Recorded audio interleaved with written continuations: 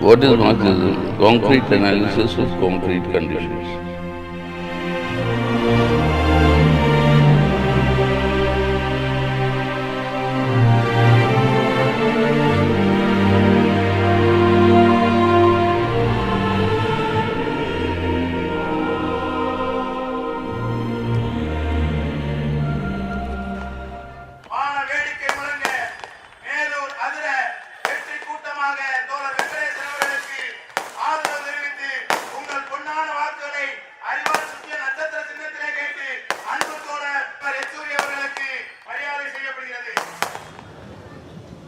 உங்களுக்கு எல்லாருக்கும் வணக்கம். எனக்கு கொஞ்சம் தமிழ் தெரியும், பேச முடியாது. அதுக்கு தான் உங்கள் பர்மிஷன் எடுத்துட்டு நான் இங்கிலீஷில் பேசுகிறேன். Coming to Madurai is always, for people like me, for communists, very, very significant. Till 1978, the Madurai city hosted the headquarters of the Tamil Nadu CPIM. It was subsequently shifted to Chennai. Leaders like Mohan to the Parliament or Narmadha to the Assembly, and that way we had a very strong bonding. So I'm so glad that I've come here, because today what we are facing is a very, very serious challenge which needs to be defeated in order to save India as we know of it.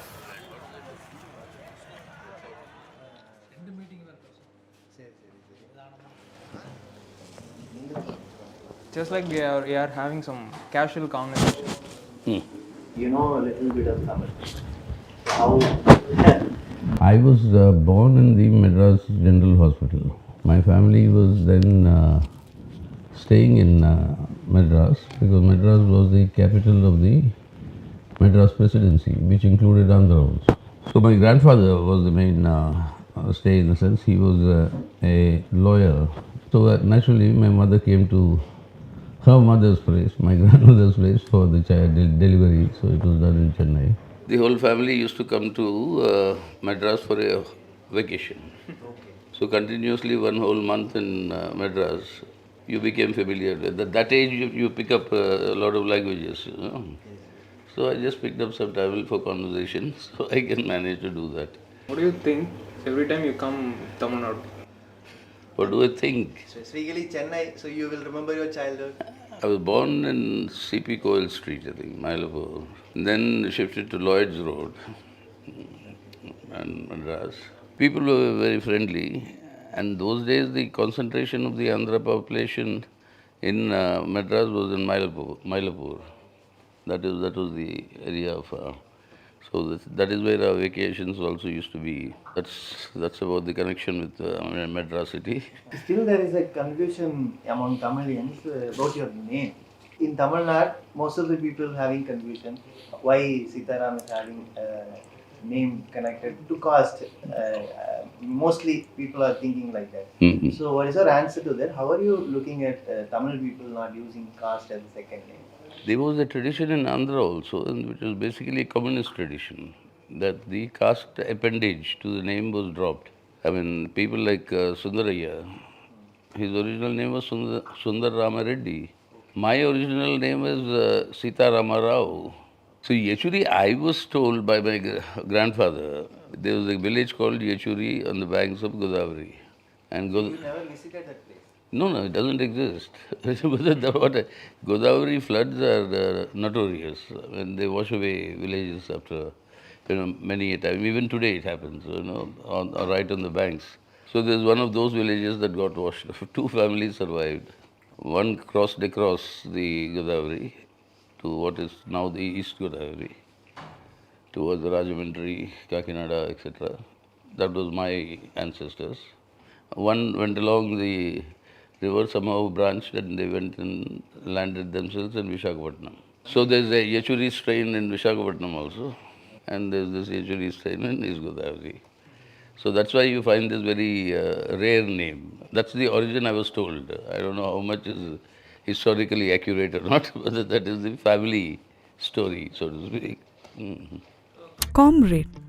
This is how Comrade Sitaram Yechury chose to define himself in a single word.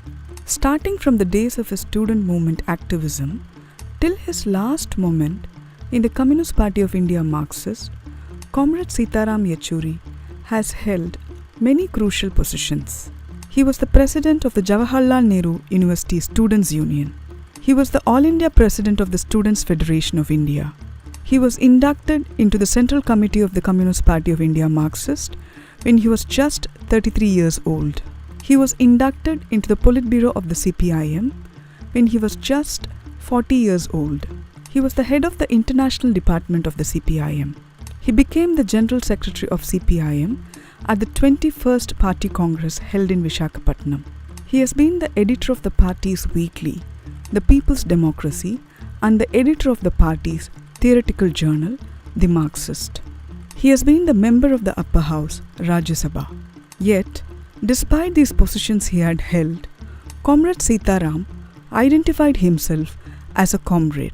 Before you are entering into politics itself, somehow they broke the family tradition of being in the caste being followed. Some becoming professionals, some become lawyers, some become doctor. Yeah. By that time, all this, those traditional, what we call, walls, so to speak.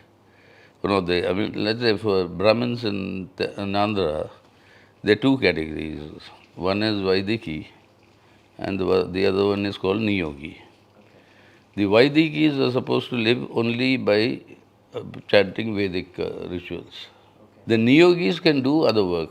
My stride of the family was supposed to be Vaidikis, but nobody really followed. So they also became professional. In that sense, there was a very quiet, silent, departure. When will you start eating non-vegetarian food? Because About 16, 17. you started very early. Introduction to Marxism, the divisions, what is the correct line for India, what is the Indian ruling classes, who are they, how do you assess them? All these things were all part of those discussions then. So that was also the time of transition to eating non-vegetarian. And Hyderabad is Hyderabad, with its kebabs and biryanis. So that's it. Comrade Yechury played an important role as a communist leader and shaped the party's ideological positions based on Marxism-Leninism. His outstanding role in the defense of secularism and democracy in the country is now widely recalled after his demise. Are you from a political background? No, entirely non-political. In fact, at times anti-political. My family. One of those grandfathers was part of the freedom struggle in those days. So he was a very popular big figure in Kakinada. The freedom movement, many people were associated with not really, in that sense, belong to any political tendency. The whole thing was freedom. But otherwise, my family was completely middle class in that sense. This being the most important, for the democratic revolution that we want to achieve in India today, the People's Democratic Revolution with which our party program, we set out ourselves to. Why do we say People's Democratic Revolution and not Socialist Revolution? We say People's Democratic Revolution is the stage today of our revolution. But why don't we say the stage is the Socialist Revolution? Because the concrete conditions in which we exist in our country today, unless the anti-imperialist, anti-feudal and anti-monopoly tasks are completed, you do not reach to the stage of a socialist revolution. Comrade Yechury came to the party at a time when the party had to march forward upholding the ideology of Marxism and Leninism, no matter whether the international communist movement was right or wrong. CPIM was the first party to critically analyze the position of CPSU and point out the mistakes it was making in the name of perestroika and glasnost. The Central Committee's accurate criticism and resolutions, be it the May 1988 resolution, be it the August 1988 resolution, be it the May 1990 resolution, are very important in deriving the correct assessment of the swamping danger. We are traveling all along India. Now we are contesting in Bihar in a coalition, Rajasthan in a coalition. Is it a new thing our party is into? Because now we are joining hands with Congress all over the places, new areas where we fought or fought with the left parties. You see, whenever there was a danger to this constitutional order, we define and the country defines and the constitution defines India as a secular democratic republic. When democracy was in danger and during emergency, we aligned with many non-Congress parties. Left party, it is little uncomfortable, right, to join hands with parties who are capitalistic and neoliberalistic. What is Marxism? Concrete analysis of concrete conditions. Now, when conditions change, you are uncomfortable. However uncomfortable you are, your analysis has to change along with those changed conditions. That is when you are a Marxist. Comrade Sitaram played an important role in drafting the 1990 May resolution on USSR, which became the basis for the subsequent ideological document. After the fall of the Soviet Union in 1991, Comrade Sitaram prepared the ideological document on certain ideological issues for adoption at the 14th Party Congress. He piloted the resolution in the Party Congress and summed up the discussions in the reply. This was the first time that a non-PB member was entrusted such a huge responsibility by the party. We have manifestos which is basically welfare oriented.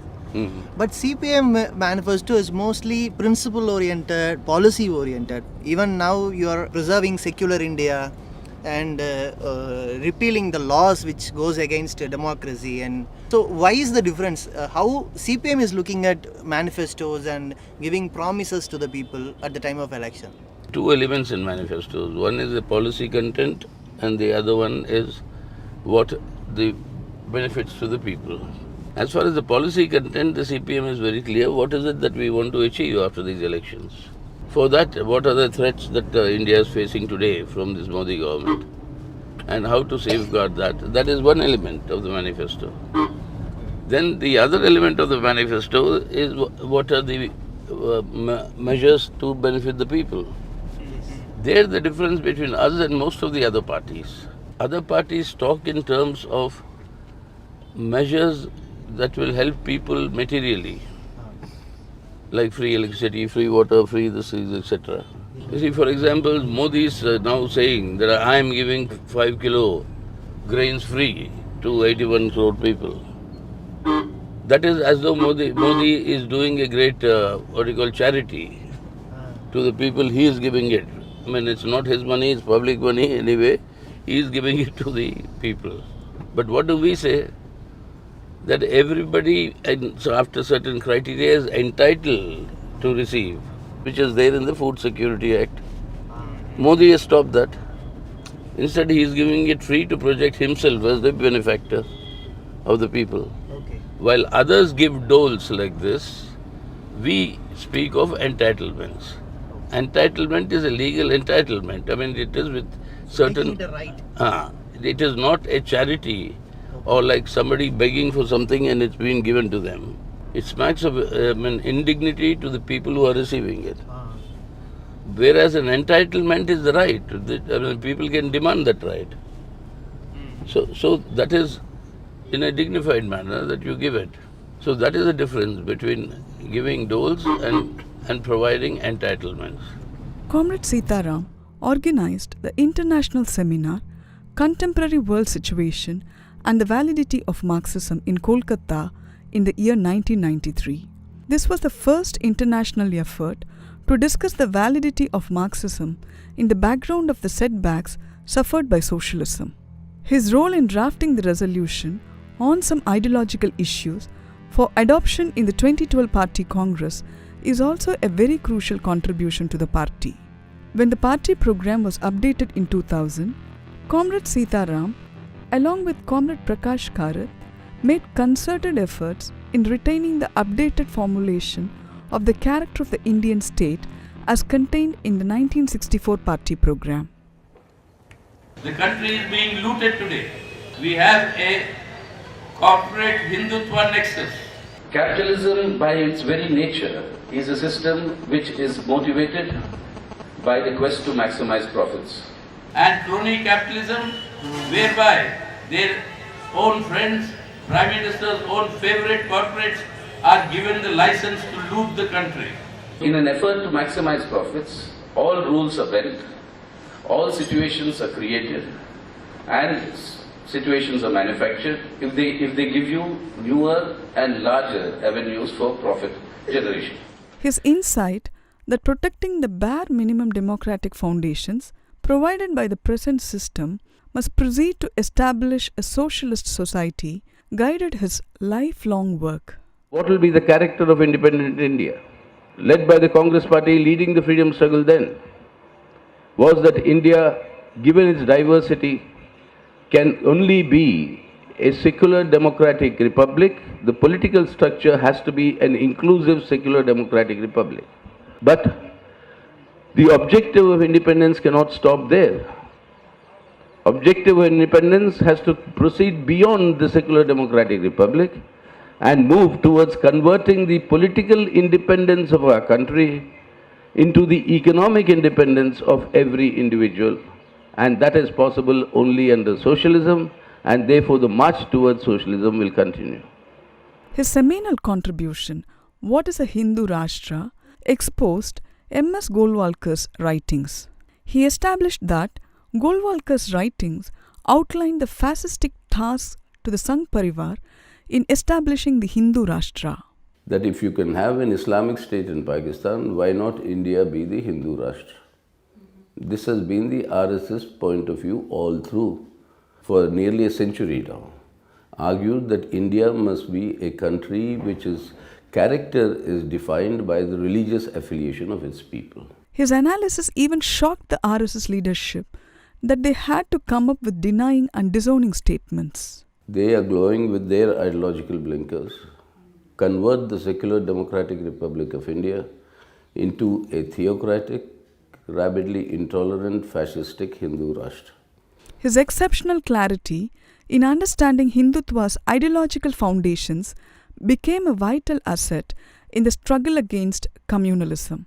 We must save India in order to change India for the better. Comrade Sitaram insisted on this message until his final days. His contributions to the parliamentary debates as a Rajya Sabha member revealed what the communist idea of India is. President Obama came here, all of us were very excited in the Central Hall, and then he wrote in our what is called the Golden Book. He wrote, greetings from the world's oldest democracy to the world's largest. I had to point out to him later that evening at the President's banquet. I said, sir, I think this is the wrong definition that you are the world's oldest democracy. He said, why? He said, sir, you got the right to vote, that is American Africans.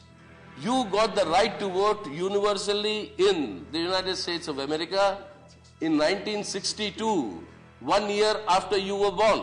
The universality of adult franchise in the United States of America came only in 1962.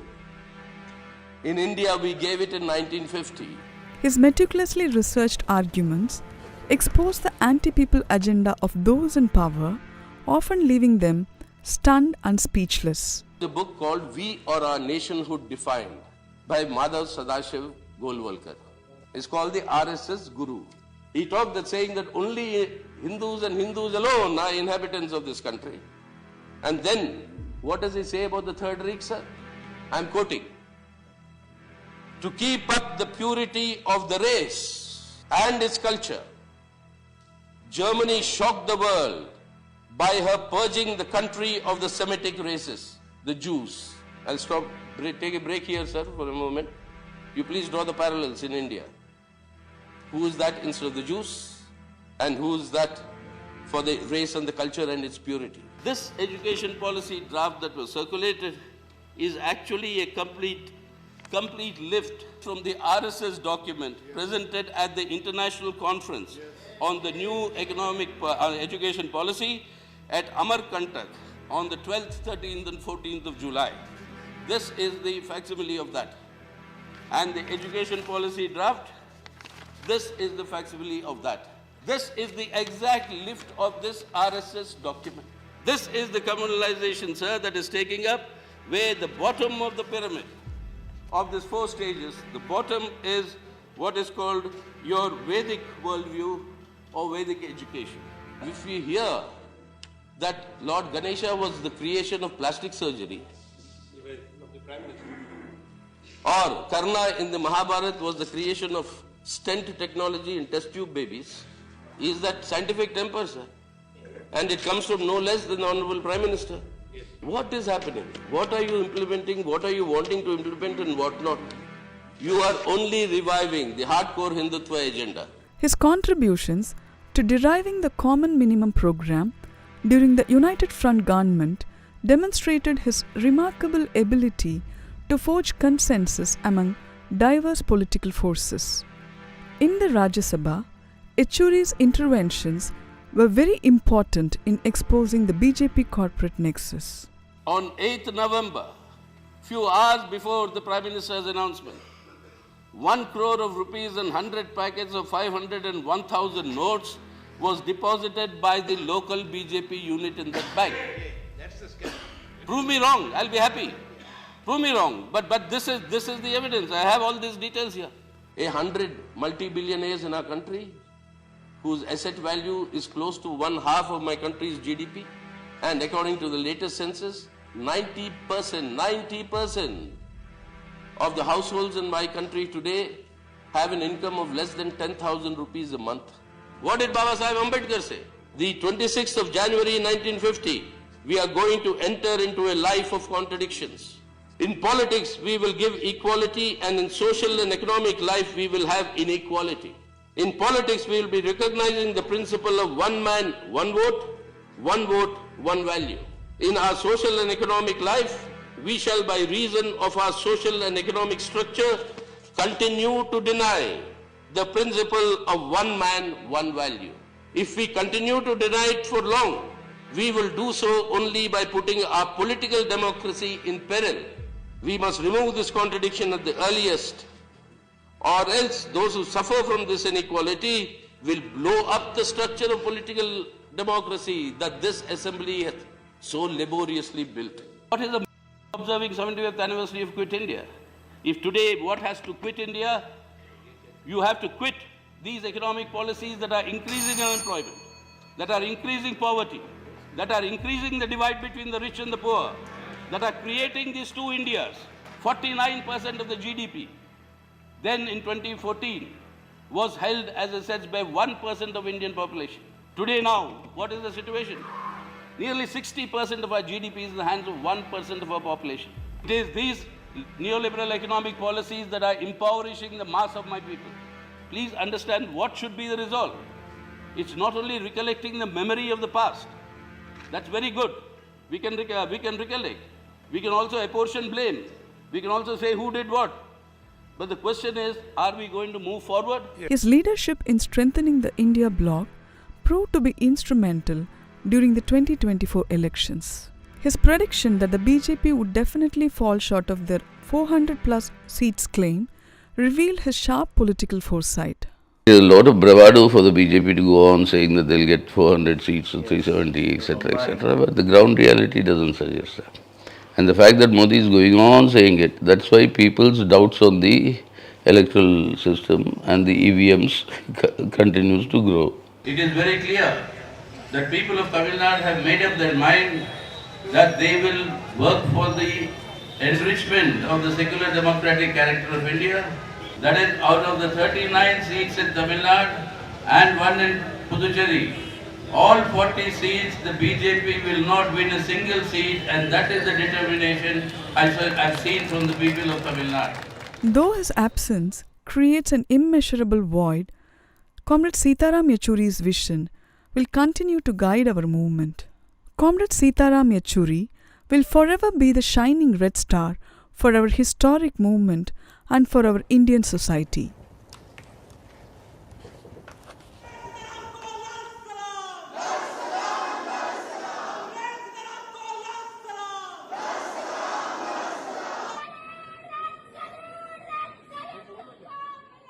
With his favorite Leninist phrase, concrete analysis of the concrete situation, etched deeply in our thoughts and actions, let us march ahead towards the people's democratic revolution.